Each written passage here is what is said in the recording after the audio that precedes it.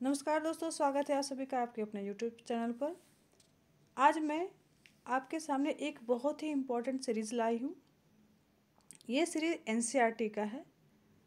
इस सीरीज़ के बारे में मैं काफ़ी दिनों से यही सोच रही थी कि कब से जितनी जल्दी हो सके उतनी जल्दी स्टार्ट करूँ और कौन सा इम्पोर्टेंट टाइम रहेगा कि अभी आपके लिए ये सीरीज़ जो स्टार्ट करूँ थोड़ा फ्रूटफुल भी हो जाए।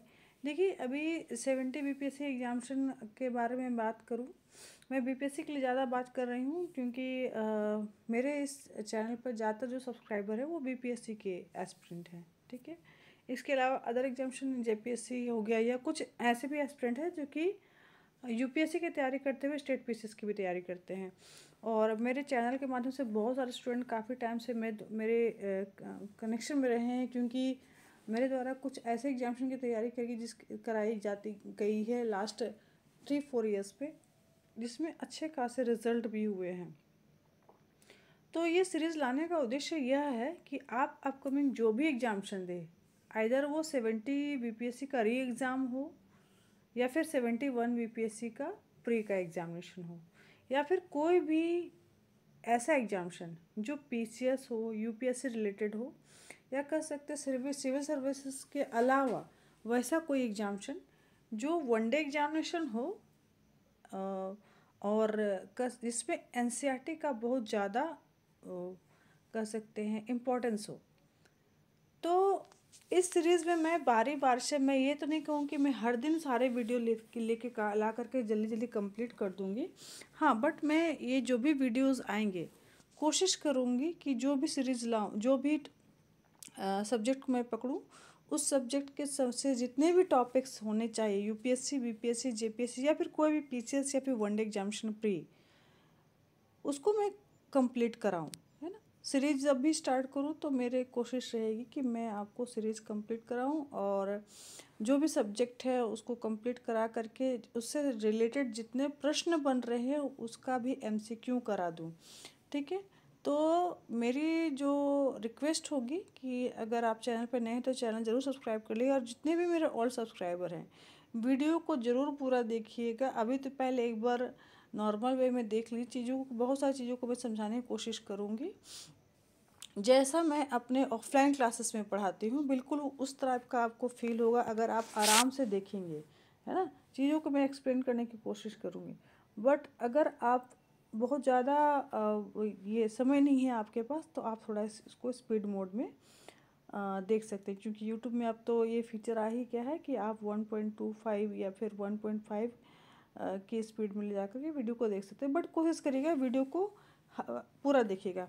आज ज़्यादा आप इस पर डिस्कस नहीं करेंगे हम लोग। मैं कोशिश कर रही हूँ कि आज पहला वीडियो डाल ही दूँ और इसमें मैं क्लास 9 का एनसीईआरटी आप देख पा रहे हैं। ये जो आप दिख रहे हैं ये क्लास 9 का एनसीईआरटी है। ठीक है ना। ये क्लास 9 की एनसीईआरटी का पहला ये चैप्टर है और इसका जो चैप्टर का नाम आप देख रहे हैं यहाँ पर, भारत आकार एवं स्थिति, है ना। ये बहुत ही इम्पॉर्टेंट हो जाता है ये चैप्टर और इससे रिलेटेड जितने प्रश्न बनेंगे मैं बीच में ही बता दूंगी। हो सकेगा तो आप नोट डाउन कर लीजिए, बाद में तो एमसीक्यू कराया जाएगा बट मैं सजेस्ट करूँगी कि आप शुरू में ही नोट डाउन कर लें। तो ये आपके लिए बहुत ही अच्छा रहेगा क्योंकि आप टॉपिक को कवर करने के साथ इम्पॉर्टेंट चीज़ें आप हाईलाइट कर रहे हैं। बुक है तो आप हाईलाइट कर लीजिएगा, बट अगर बुक नहीं है तो मैं सजेस्ट यही करूँगी जो भी चीज़ें मैं बता रही हूँ कि ये फैक्ट इम्पॉर्टेंट है तो आपको, आपकी ड्यूटी होगी कि आप उसको नोट डाउन कर लेंगे। हालांकि मैं बाद में आपको एमसीक्यू प्रोवाइड करूँगी। चलिए बात करते हैं हम लोग टॉपिक 1 से ही, है ना। इसमें हम लोग सबसे पहले इस सब्जेक्ट की जो अगर बात करें, इस टॉपिक की बात करेंगे तो इसमें बात किया जा रहा है भारत का जो स्ट्रक्चर है, उसका जो आकार है और साथ में उसका सिचुएशन कैसा है। इसमें अगर हम बात करेंगे कि प्रश्न कहाँ बनते हैं, कैसे बनते हैं, तो बेसिकली एकदम जो ये आपको कह रहा है ये टॉपिक, है ना, उसका आकार कैसा है। ठीक है, एग्जैक्टली उससे रिलेटेड प्रश्न बनते ही बनते हैं, है ना। उससे रिलेटेड प्रश्न आपको देखने को मिलेगा कि एकदम एग्जामिनेशन में बनता ही बनता है ना। तो वो कौन से प्रश्न बनेंगे मैं आपको अभी दिखा रही हूँ, आगे देखेंगे। ये पहला टॉपिक कवर करते हुए हम लोग सब चीज़ों को समझने की कोशिश कर रहे हैं। सबसे पहले बोल रहा है कि भारत का स्थिति क्या है, क्योंकि आप सभी जानते हैं कि भारत एक बहुत बड़ा विशाल देश है। ठीक है, तो सिचुएशन क्या है इसका, ये कहाँ पर आपका ये सिचुएटेड है, तो उत्तरी गोलार्ध में है। ठीक है, उत्तरी गोलार्ध कैसे हुआ, अब इसको हम यहाँ पे क्लियर करेंगे। आइए समझेंगे अब इसको, है ना। ये आप देख पा रहे हैं, ये ग्लोब है ना। ग्लोब क्या होता है, ये विश्व का एक मॉडल है। ठीक है, और एक तरह से समझ सकते हैं कि आप चूंकि पृथ्वी को पूरे अपनी आँखों से पूरे पृथ्वी को एक बार में भ्रमण नहीं कर सकते, एक मॉडल के रूप में इसीलिए ग्लोब प्रोवाइड कर दिया जाता है, सो दैट कि आपको उसमें विभिन्न देशों की स्थिति क्या है वो पता लग सके। आप यहाँ देख पा रहे हैं ग्लोब में, ये जो है आपका नॉर्थ पोल है, उत्तरी ध्रुव है, और ये साउथ पोल है। इधर आप देखेंगे ये ईस्ट डायरेक्शन है और इधर वेस्ट डायरेक्शन है। अभी आपको क्या कह रहा है एनसीईआरटी बुक कि भारत जो है वो उत्तरी गोलार्ध में है। ऑब्वियसली आप देख रहे हैं ये आपको विषुवत वृत्त है, विषुवत रेखा है ना। तो इसके ऊपर की ओर जाएंगे तो आपका नॉर्थ डायरेक्शन है। भारत का स्थिति देख लीजिए, आपको यहाँ दिख रहा है। क्लियर हो गया ये चीज़ कि आप किस डायरेक्शन में है, भारत उत्तर दिशा में। ठीक है, अब वापस आते हैं। कहता है उत्तरी गोलार्ध में है और उसका मुख्य भाग 8 डिग्री 4 मिनट से उत्तर से 37 डिग्री 6 मिनट उत्तरी अक्षांश तथा 68 डिग्री 7 मिनट पूर्व से 97 डिग्री 25 मिनट पूर्वी देशांतर तक है। ये थोड़ा डिफ़िकल्ट है समझना, अगर वैसे अभ्यर्थी जो आर्ट्स बैकग्राउंड के नहीं हैं उनके लिए थोड़ा डिफ़िकल्ट होगा। तो चीज़ों को समझेंगे, बहुत आसान है ना। देखिए मैं आपको क्लियर कर दी थी, ये विषुवत वृत्त है। ठीक है, डायरेक्शन मैं समझा चुकी हूँ, ये नॉर्थ है, नीचे साउथ है, ईस्ट है, वेस्ट है। आप यहाँ देख पाएंगे ये इसके बीच का जो दायरा है उसको हम लोग नॉर्थ ईस्ट बोल सकते हैं ना, उत्तर पूर्व या पूर्वोत्तर बोल सकते हैं इलाके। अब इसमें भारत का स्थिति क्या कहता है, मुख्य भूभाग भाग 8 डिग्री 4 मिनट उत्तर से 37 डिग्री 6 मिनट उत्तर अक्षांश। आप देख गौर करेंगे ये किधर है आपका भारत, उत्तर की ओर जा रहा है। आपने ग्राफ पढ़ा होगा, है ना, 9-10 में ग्राफ पढ़ा है। तो ग्राफ जब आप पढ़े हैं तो आपको पता है यहाँ ये जो है ये बिल्कुल 0 डिग्री है। 0 डिग्री से आप जैसे जैसे ऊपर की ओर जाते हैं तो क्या कितना डिग्री पे जाते हैं, पहले 0 से 1 2 3 4 ऐसे जाते हैं ना। तो ये भारत का जो मैं फिर से क्लियर कर रही हूँ, आप देखेंगे भारत जो है विषुवत वृत्त से थोड़ा ऊपर है, यहाँ पे है ना, ये वाली लाइन को आप देखेंगे। ठीक है, थोड़ा ऊपर है। तो अब ये लाइन से जो ये यहाँ का जो सिचुएशन बनता है, ये बढ़ते बढ़ते कितना डिग्री आ रहा है, 8 डिग्री 4 मिनट, थोड़ा सा बढ़ते जाएंगे, है ना। यहाँ पे आपको यहाँ से यहाँ जाने में आपको 8 डिग्री का स्थिति पहुँच जाता है। तो ये 8 डिग्री 4 मिनट है लगभग, और ये अगर बढ़ते जाएंगे धीरे धीरे, नीचे से हम ऊपर की ओर बढ़ रहे हैं, तो इस लाइन से ऊपर की ओर बढ़े तो 1 2 3 ऐसे 4 करके बढ़ रहे हैं। तो ये यहाँ से यहाँ 8 डिग्री 4 मिनट आया, और ये और जब बढ़ता जाता है ऊपर की ओर तो ये बढ़ते बढ़ते ये 37 डिग्री 6 मिनट की ओर आ रहा है। ठीक है अब समझ में आ गया होगा आपको कि ये 8 डिग्री 4 मिनट उत्तर से 37 डिग्री 6 मिनट है क्या। ठीक है, नेक्स्ट वन कहता है उत्तर अक्षांश तथा 68 डिग्री 7 मिनट से 37 डिग्री 25 मिनट पूर्व की ओर। अब देखिए इधर से आपको सिचुएशन जानना है, आपका भारत किधर है। ठीक है, ये उत्तर और पूर्व के बीच में है। तो आपने उत्तर की उस दशा देख ली, स्थिति इसकी देख ली, इसका विस्तार समझ लिया। अब हम लोग पूरब से समझेंगे। फिर आप समझिए ग्राफ का ये जो लाइन होता है ये 0 डिग्री माना जाता है। तो 0 डिग्री से आप फिर उधर की ओर बढ़ोगे, 1 डिग्री 2 डिग्री 3 डिग्री 4 डिग्री करके, है ना, ऐसे बढ़ोगे। तो ये यहाँ से अगर हम बढ़ रहे हैं तो यहाँ से बढ़ते बढ़ते ये कितने डिग्री पे काउंट हो रहा है। बिल्कुल आपने इसको क्लियर समझने के लिए आपको ग्राफ का अगर पन्ना आपके पास अवेलेबल है उसको आप उठा करके देखिएगा, या फिर 9-10 वाला आपने जो पढ़ा था ग्राफ पेपर में 0 1 2 3 4, है ना, इधर पॉजिटिव होता है, इधर जाने पर आपको नेगेटिव होता है, वो चीज़ को आपको याद करना है। तो अपने आप ये चीज़ें समझ में आएंगी। तो यहाँ से या यहाँ तक कितना होता है, ये 68 डिग्री 7 मिनट पूर्व, है ना। और फिर उसके बाद बढ़ोगे, इधर बढ़ोगे ना, तो इधर प्लस में होगा। तो 68, 69, 60, 70, 71, 72 ऐसे करके जब बढ़ते बढ़ते चले जाओगे, अंततः ये कितना पहुंचता है, ये पहुंचेगा आपका 97.25 डिग्री। यानी कि यहाँ से लेके यहाँ आपका 68 डिग्री 7 मिनट से 97 डिग्री 25 मिनट है। और इधर से इधर, ठीक है, नीचे से ऊपर की ओर ये आपका 8 डिग्री 4 मिनट से 37 डिग्री 6 मिनट उत्तर की ओर है, ठीक है। ये उत्तर हो गया और इधर आप पूर्व की ओर। इसी चीज़ को बहुत सारे अभ्यर्थी हैं जो कि काफ़ी टाइम तक रटते रहते, समझ में नहीं आता है। थोड़ा सा मैंने इसमें आपको समझाने की कोशिश की हूँ। और एक सबसे बेस्ट एग्जांपल है, आप ग्राफ पेपर उठाइएगा, आपको चीज़ें क्लियर होंगी। इसके अलावा आगे चीज़ों को समझेंगे कि इस हमारा जो भारत का है विस्तार है, स्थिति है, तो ये आपका कर्क रेखा 23 डिग्री 23.5 डिग्री उत्तर में देश को कितने लगभग 2 बराबर भागों में बांटती है, ठीक है। इसके लिए वापस से आपको मैप देखना पड़ेगा, तब आप चीज़ों को समझेंगे, ठीक है। देखिए,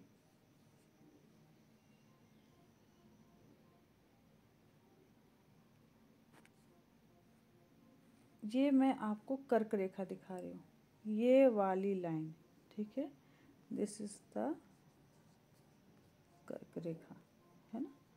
ये लगभग आपको 2 भागों, ऑब्वियसली आप देख पा रहे हैं मैप को, है ना। मैप को आप क्लियर से देखोगे तो आपको लगेगा कि हाँ ये बीच में, ठीक बीच में कट रहा है ना। तो ये कर्क रेखा, इसके बारे में बोला गया कि 23.5 डिग्री पर ये आपको देश को लगभग 2 भागों में बांट देती है, ठीक है।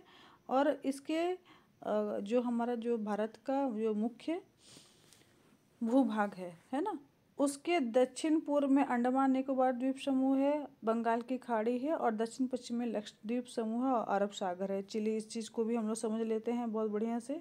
देखिए, ये एनसीईआरटी की बुक है, आपको कुछ और सोर्स लेने की आवश्यकता नहीं है, बिल्कुल यहाँ चीज़ें क्लियर है। आप एनसीईआरटी की बुक उठाओगे तो आपको सारे मैप्स वगैरह दिखेंगे, है ना, क्लियर मैप, चीज़ें आपको एकदम बिल्कुल क्लियर दिखेंगी। फिर भी अगर आपको लगता है कि नहीं चीज़ें समझ नहीं आ रही हैं, ठीक है, आपको थोड़ा सा और सपोर्ट चाहिए, तो आप एक स्टूडेंट एटलस होता है, ये बेसिकली ना 9, 10, 11, 12 के बच्चों को पढ़ाने के लिए इस्तेमाल किया जाता है, ठीक है। ये इंटरमीडिएट के बच्चों को पढ़ाने के लिए इस्तेमाल होता है। लेकिन इस बुक की खासियत यही है कि जो भी कॉम्पिटिटिव एग्जामिनेशन की तैयारी हम लोग कराते हैं, ठीक है, या फिर इंटर के बच्चों को अगर आर्ट्स का क्लासेस देना होता है, तो वो एटलस का इस्तेमाल हम लोग कर लेते हैं, है ना। तो वो स्कूल एटलस है, बट आपको बहुत अच्छे से क्लैरिटी होगी। और इतना जान लीजिए कि आप जो भी टॉपिक पढ़ रहे हैं वो सारा का सारा, चाहे यूपीएससी के लिए ही तैयारी क्यों नहीं करो, सारा का सारा आप स्कूल लेवल का टॉपिक ही पढ़ कर जाते हो एग्जामिनेशन में, है ना। बशर्ते क्या होता है कि काफ़ी टाइम बीतने के बाद आप पढ़ते हो तो आपको थोड़ा हेक्टिक लगता है कि ये चीज़ें समझ क्यों नहीं आ रही हमें, है ना। या फिर बहुत ज़्यादा वास्ट है, भाई यूपीएससी की तैयारी कर रहे तो नहीं, हमको ज़्यादा जानना है, ज़्यादा हाई फाई बुक चाहिए। No need to purchase a hi fi book, है ना। यहाँ पे बेसिक चीज़ों को एटलीस्ट समझने के लिए तो आपके लिए एनसीईआरटी काफ़ी है ना। बाकी एडवांस बुक तो खैर जब यूपीएससी मेंस की तैयारी करो तो एडवांस बुक लेने ही होते हैं, है ना। आगे समझते हैं। चलिए, तो मैं आपको चीज़ों को समझा दी हूँ। हाँ सॉरी, ये मैं मैप दिखा रही थी ना, चलिए इसको देख लेते हैं। ये देखोगे, ये वाला हिस्सा बंगाल की खाड़ी आपको दिख रहा है, बिल्कुल क्लियर है, ठीक है। इधर अरब सागर दिख रहा है, तो ये कौन सा डायरेक्शन हो गया, ईस्ट हो गया, इधर वेस्ट हो गया, है ना। और आप देखोगे थोड़ा बॉटम में जा करके, यहाँ पर आपको क्लियर कट अंडमान निकोबार द्वीप समूह दिख रहा है, ठीक है ना।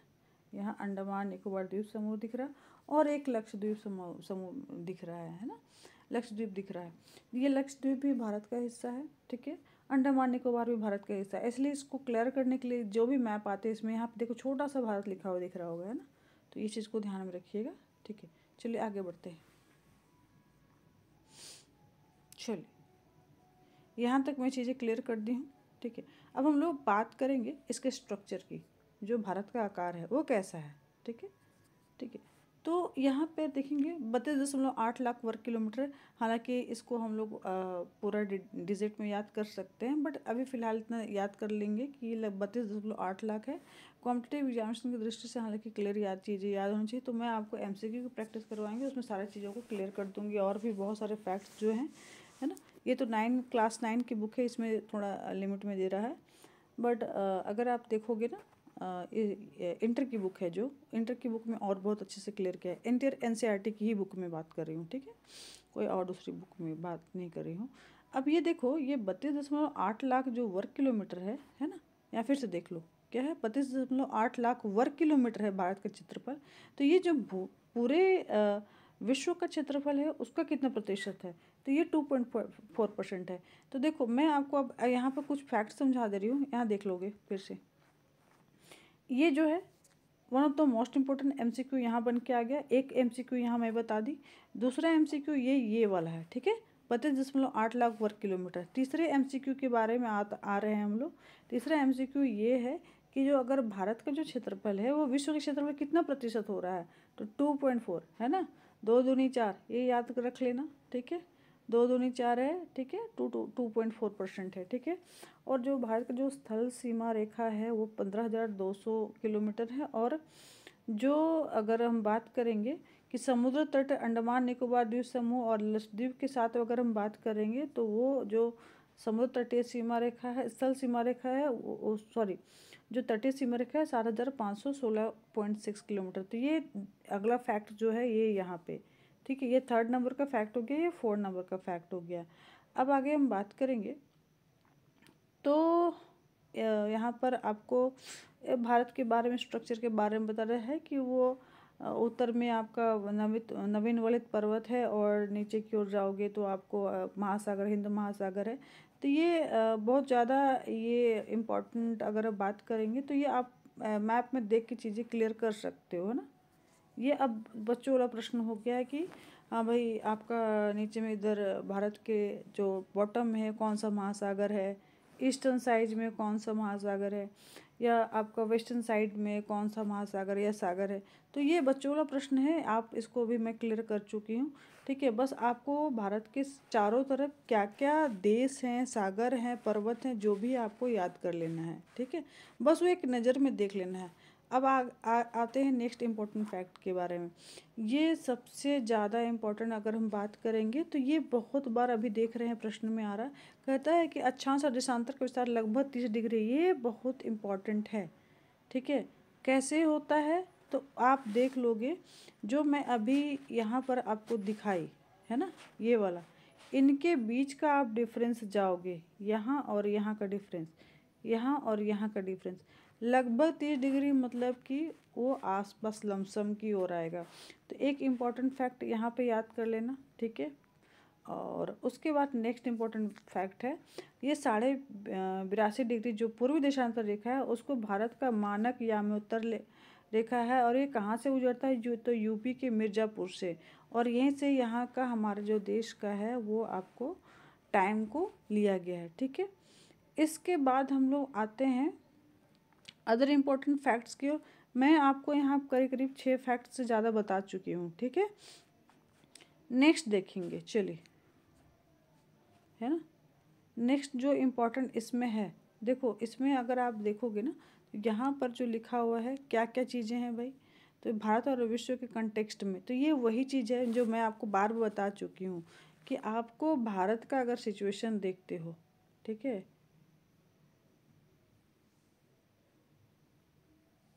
मैं बस ऐसे आपको मैप को समझाने की कोशिश कर रही हूँ। तो भारत का आपका ईस्ट साइड में, वेस्ट साइड में, आपको साउथ साइड में, नॉर्थ साइड में क्या क्या चीज़ें हैं वो आपको याद रख लेना है, ठीक है। और साथ ही साथ इसके कितने पड़ोसी देश हैं, सारे पड़ोसी देशों को याद रख लेना है ना। चाहे ये यहाँ पाक होगा, यहाँ अफ़गानिस्तान हो गया, चीन हो गया, नेपाल हो गया, तिब्बत हो गया, म्यांमार हो गया, ठीक है, यहाँ आपको बांग्लादेश हो गया, ठीक है। तो ये सब जो है ये आपको याद कर लेना है, ठीक है। इसके अलावा द्वीपीय पड़ोसी देश भी है यहाँ पर, है ना। एक तो द्वीपीय पड़ोसी देश पारादीप हो गया, और यहाँ पे आपका श्रीलंका हो गया। ठीक है, इनको एकदम बहुत बढ़िया से याद कर लेना है। ठीक है, चलिए नेक्स्ट हम लोग आते हैं भारत के पड़ोसी देश। मैं इसके बारे में आपको संक्षेप में भी बता चुकी हूँ। फिर से आप अगर देखोगे तो यहाँ पे क्लियर कट लिखा हुआ है कौन कौन से हैं। अब यहाँ पे आप मैप में देख लो, मैं आपको समझा चुकी हूँ, but you can see here, है ना। देखिएगा, अगर हम बात करेंगे, ये भारत का नक्शा है, क्लियर कट दिख रहा है आपको, है ना। थोड़ा सा इसको मैं जूम इन कर देती हूँ। चलिए यहाँ देखेंगे पाकिस्तान है, अफ़गानिस्तान मैं बता चुकी थी। अफ़गानिस्तान यहाँ बिल्कुल यहाँ पे थोड़ा सा टच करता है आफ्टर पाकिस्तान। फिर आप देख लोगे चाइना है, नेपाल है, यहाँ पर आपको थोड़ा सा यहाँ देखोगे छोटा सा भूटान है। ठीक है, एक क्रोनोलॉजी में चलो जाओ, बहुत अच्छे तरह से याद हो गया है ना। ऐसे आपको आप आराम से वेस्ट ईस्ट की ओर आ जाओ क्लॉकवाइज, तो वो ज़्यादा अच्छा बेटर होगा। ठीक है, क्योंकि और भी आपको देश इधर देखने को मिलेंगे, क्योंकि इधर आपको ब्लैंक मिल जाएगा, है ना। तो बेटर है आप एक क्लॉकवाइज डायरेक्शन में जाओ। नेक्स्ट वन आपको यहाँ पर दिख जाएगा म्यांमार। ठीक है, म्यांमार दिख जाएगा, और उसके बाद ही आप बांग्लादेश लोगे, है ना। म्यांमार के बाद में बांग्लादेश याद कर लेना। ठीक है, तो ये आपको पड़ोसी देश हैं। ठीक है, यहाँ पर आपको इन्हीं देशों के बारे में आपको बात की जा रही है। बस ये चैप्टर यहीं तक है। ठीक है, बहुत बहुत छोटा चैप्टर है ना। और ये इसमें एक चैप्टर बिल्कुल ही क्लियर ख़त्म हो गया है, और आराम से बस आप कह सकते हैं एक टॉपिक जो कह सकते हैं एनसीईआरटी का जो पहला चैप्टर हो गया, या एक टॉपिक ही हो वो ख़त्म हो गया। ठीक है, इसके बारे में अगर हम विस्तृत रूप से अगर हम पढ़ना चाहें तो आपको 11 का ज्योग्राफी जो एनसीईआरटी है उसका भी जो चैप्टर है उसको देखना होगा, तब आप चीज़ें और ज़्यादा डिटेल्स में जानोगे। फिलहाल इस वीडियो में इतना ही। मेरे द्वारा एक बेहतर प्रयास करने की कोशिश की गई है। आप यूट्यूब पर बहुत सारे वीडियो ऑलरेडी आप देख रहे होंगे, बट मेरे तरफ से भी ये एफ़र्ट रहा है, ये एफ़र्ट दिया जा रहा है कि जो बच्चे मुझसे जुड़े हुए थे हैं और आगे जुड़ेंगे उनके लिए एक ये इम्पोर्टेंट क्लास हो, इम्पोर्टेंट टॉपिक हो, और उनके करियर में बेहतरी लाए। वीडियो देखने के लिए बहुत बहुत धन्यवाद। चैनल पे नए हैं, चैनल ज़रूर सब्सक्राइब कर लेंगे, नोटिफिकेशन बेल ज़रूर प्रेस करेंगे, और मेरे सभी पुराने स्टूडेंट सब्सक्राइबर प्लीज़ चैनल को प्रमोट करिए। चैनल को जो भी वीडियो आ रहे हैं उसको ज़रूर लाइक करेंगे और शेयर करेंगे। Thank you.